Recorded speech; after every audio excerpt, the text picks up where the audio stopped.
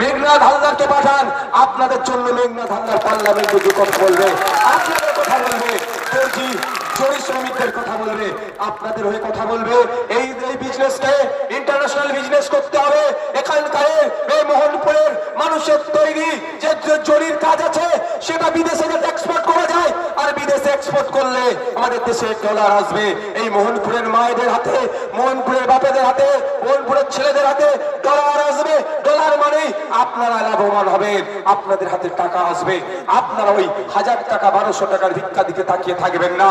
মাস গেলে আপনারা যাতে বেশি করে ইনকাম করতে পারেন, আপনাদের তৈরি কাজ যাতে বিদেশে যায়, বিক্রি হয়, তার পলিসি তৈরি করার জন্য, পলিসির অ্যামেন্ডমেন্ট করার জন্য লোকসভাতে গিয়ে আপনাদের হয়ে চিৎকার করবে মেঘনাথ হালদার মহাশয়।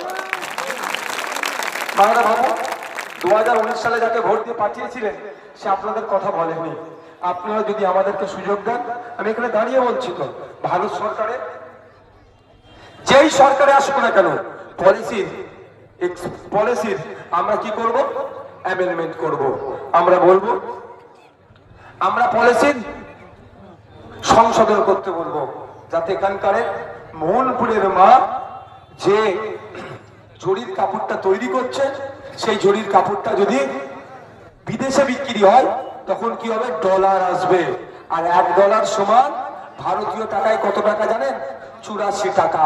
এই শুভেন্দু বাবু আছে না, এখানে বিজেপির কি প্রার্থী হয়েছে, এই অশোক কান্ডারিদেরকে বলবেন 2014 সালে আগে মোদীজি বড় বড় ডায়লগ দিয়েছিল, প্রশ্ন করবেন এই অশোক বাবুরা ভোট চাইতে আসলে, শুভেন্দু বাবুরা ভোট চাইতে আসলে, সুকান্ত বাবুরা ভোট চাইতে আসলে, বিজেপি ভোট চাইতে আসলে প্রশ্ন করবেন যে তোমাদের গুরু মোদীজি বলেছিল যে ক্ষমতায় আসলে ডলারকে ছাপিয়ে টাকা চলে যাবে, কিন্তু ভুলে যাচ্ছি না 2014 সালে $1 সমান 62 টাকা ছিল, সেটা বেড়ে আজকে যেটা দাঁড়ালো $1 সমান কেন 84 টাকা হয়েছে? এর জবাব কাকে দাও, তারপরে তুমি বিজেপি ভোটটা চাইবে। বেড়ে যাচ্ছে, টাকার পরিমাণ কমে যাচ্ছে, মান কমে যাচ্ছে। তাই বলবো, তারপরেও বলছি, আজকে দিনে যদি $1 আপনার হাতে এসে পৌঁছায়, ভারতীয় টাকাতে প্রায় 84 টাকা আপনাদের হাতে আসবে। সেই ডলার যাতে আসে আপনাদের হাতে, এই মোহনপুরের গার্মেন্ট শিল্পের সাথে যারা যুক্ত তাদের হাতে ডলার যাতে আসে, তার পলিসির অ্যামেন্ডমেন্ট করার জন্য আমরা পার্লামেন্টে কাকে পাঠাতে চাইছি? মেঘনাথ হালদারকে পাঠাতে চাইছি। আপনারা যদি ভোট দিয়ে পার্লামেন্টে পাঠান, তাহলে আপনাদের হয়ে কথা বলবে। এটাই তো, ভোটটা কেন দেবেন?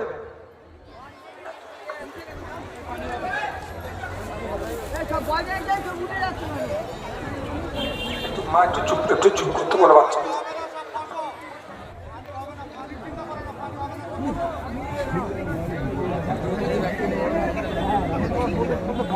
যদি না ভালো লাগে বলেন, আমি শেষ করে দিচ্ছি।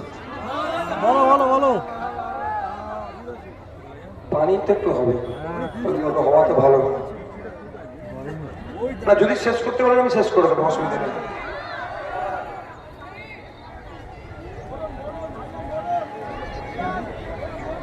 বসে বসে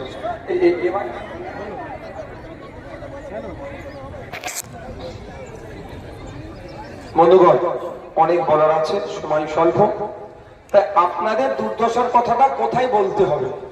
বলার জায়গাটা হচ্ছে পার্লামেন্ট। সেই পার্লামেন্টে যাকে পাঠাবেন সেই তো বলবে। এখানকার মোহনপুরের এত জরি শ্রমিক কি দিল্লিতে গিয়ে বলতে পারবে যে এখন আমরা সপ্তাহে মাত্র 1-1.5 ইনকাম করছি, 10 বছর আগে সপ্তাহে 5,000 ইনকাম করতাম, এখন কেন কত কম ইনকাম হচ্ছে? পলিসি আনা হোক যাতে আমরা এখন বেশি ইনকাম করতে পারি। সবাই বলতে পারবে? বলতে পারবে না। তার জন্য কি হচ্ছে? একজনকে পাঠানো হয় ভোট দিয়ে। তাই বলবো, সঠিক লোককে নির্বাচিত করে পাঠান। আপনাদের মূল্যবান ভোট খাম চিহ্নে দিন। জুন মাসের 1 তারিখে কত নম্বরে?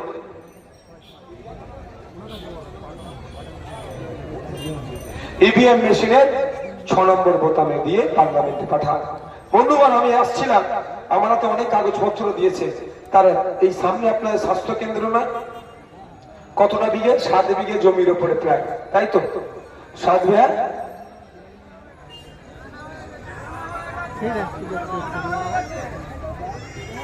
এখানকার স্বাস্থ্য পরিষেবা আপনারা পাচ্ছেন না। আমাদের লড়াই তো এখানে। আপনারা চান এখানে স্বাস্থ্য পরিষেবার আমূল পরিবর্তন হওয়া দরকার।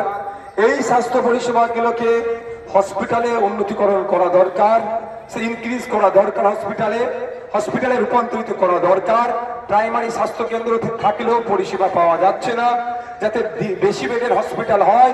তাহলে বলবো, দেশের যেখানে স্বাস্থ্য ব্যবস্থা নিয়ে কথা হয়, দেশের সরকার যেখানে থাকে, সারা দেশের নাগরিককে স্বাস্থ্য পরিষেবা বিনামূল্যে দেওয়ার জন্য প্রতিজ্ঞাবদ্ধ হয়, যেখানে প্রতিশ্রুতি দিয়ে ক্ষমতা এসেছে স্বাস্থ্য পরিষেবা মানুষের দ্বারে দ্বারে পৌঁছে দেব, কিন্তু দুঃখের বিষয় সেটা ব্যর্থ হয়েছে।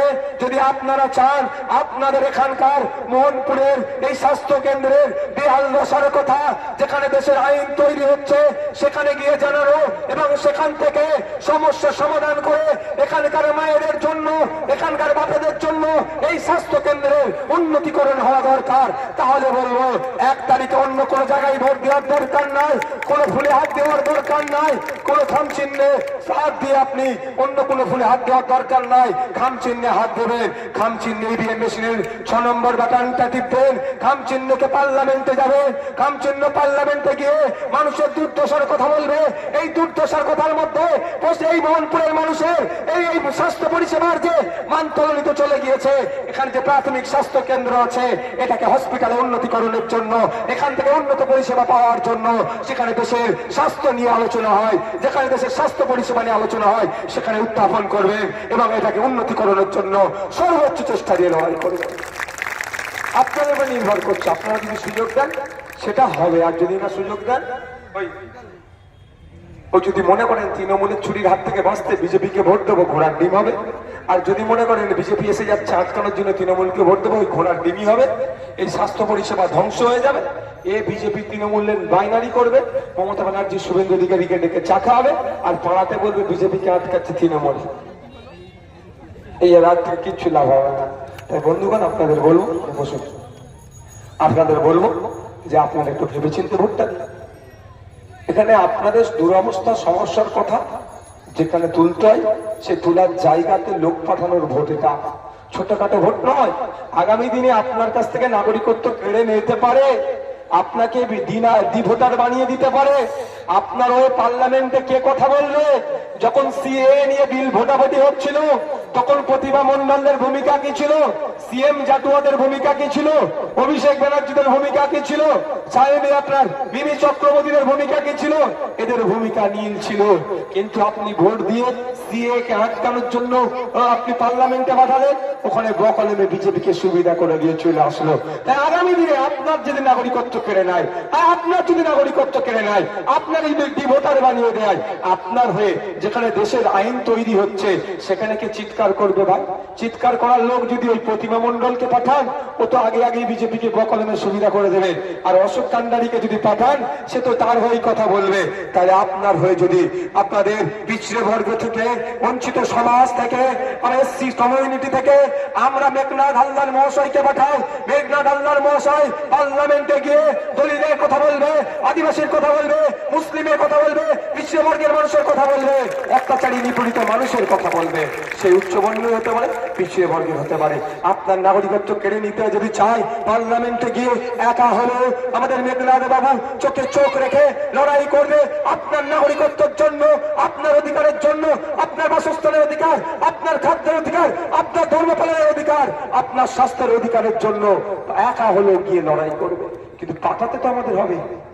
আজকে বলুন না, আজকে যদি বিজেপি এসে যাচ্ছে করে সারা রাজ্যের মানুষ যেভাবে তৃণমূলকে আটকানোর বাইনারি খেলে, আর একদিকে ভেবেছিল বিজেপি নাকি তৃণমূলকে জব্দ করবে, এই বাইনারিতে পশ্চিমবাংলার বিধানসভায় ভাঙড় থেকে যদি আমাকে না পাঠাতো, তাহলে বিজেমূল মিলে কি করতো বাংলাটাকে বুঝতে পেরেছেন?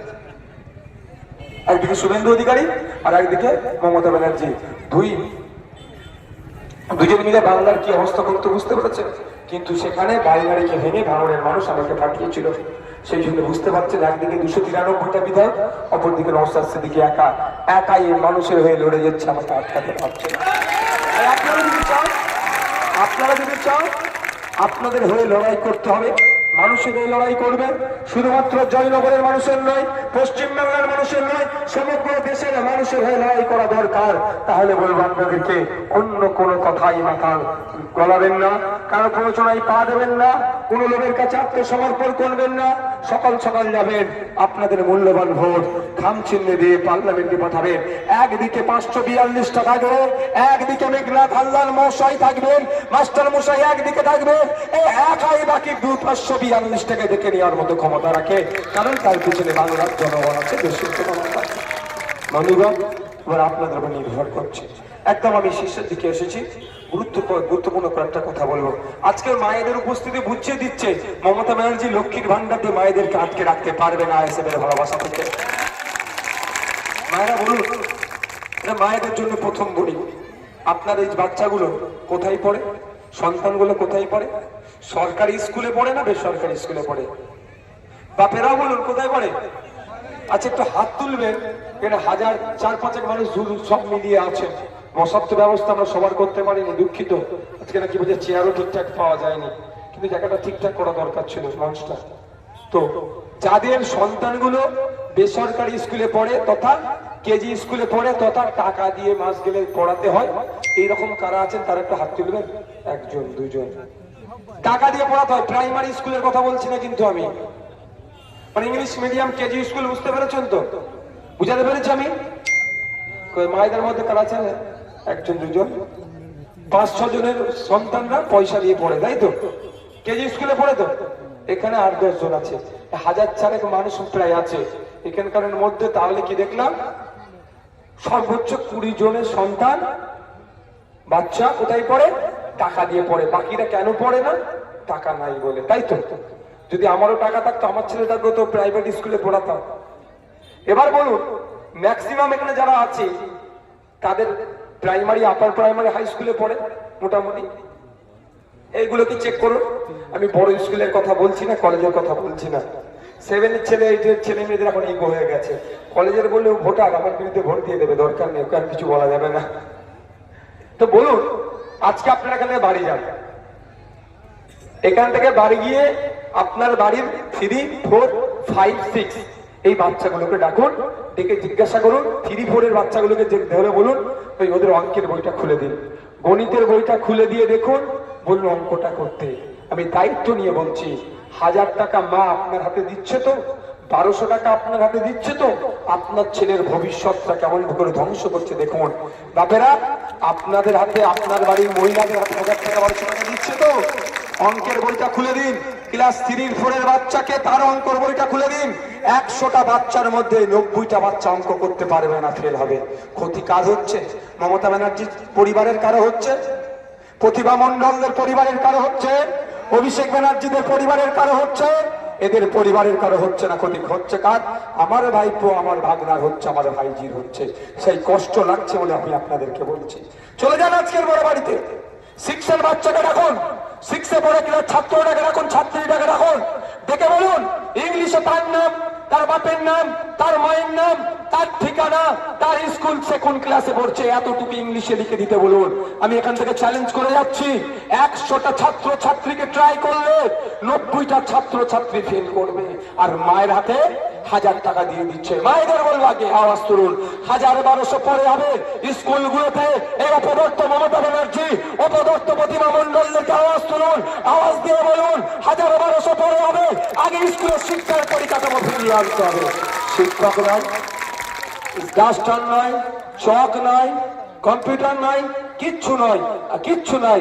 আপনার আমার ছেলেগুলোকে অশিক্ষিত করে রাখার চেষ্টা করছে, আর আপনার আমার হাতে, মায়েদের হাতে 1000 টাকা ধরিয়ে দিচ্ছে মাস গেলে। তাই মায়েদের বলবো আওয়াজ তুলতে হবে, 1000 পরে হবে। আপনাদের বাড়াচ্ছি, যদি আমার কথা বিশ্বাস হয় বাড়িতে গিয়ে একবার চেক করবেন। 1000 টাকা নিচ্ছেন, আমি বিরোধিতা করবো না, কিন্তু একবার গিয়ে চেক করবেন। 1000 তো দিচ্ছে মমতা ব্যানার্জি আপনার হাতে, আপনার ছেলের ভবিষ্যৎটা কিন্তু আপনার হাত দিয়ে এই মমতা ব্যানার্জি ধ্বংস করে দিচ্ছে। তাই ভাবুন, 1000-1200 আগে নেবে না আপনার সন্তানগুলো যেখানে পড়াশোনা করে সেই শিক্ষা প্রতিষ্ঠানের মান উন্নয়ন হবে, তার দাবি তুলবেন। আপনারাই বলুন, আমি বলবো না।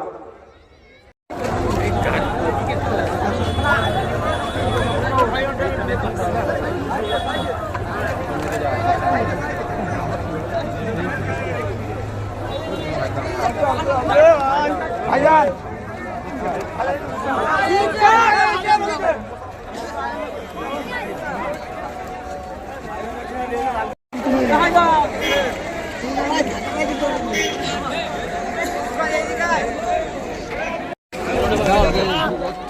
ছেলে